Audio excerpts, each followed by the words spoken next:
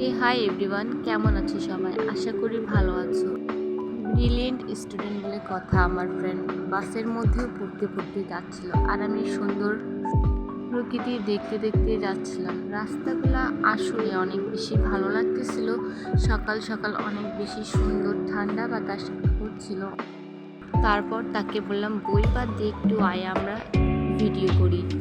তার সাথে একটু ভিডিও করার পরে সময়ের মধ্যে আমরা ভার্সিটিতে ঢুকে গিয়েছিলাম। অনেক বেশি ভিড় ছিল।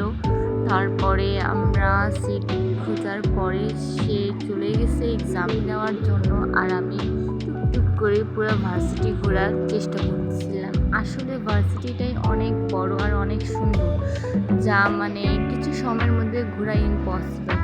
এত সুন্দর সুন্দর গাছ, এত সুন্দর চারপাশে, অনেক বেশি ভালো লাগছিল আমার। তবুও যতটুকু পেরেছি চেষ্টা করেছি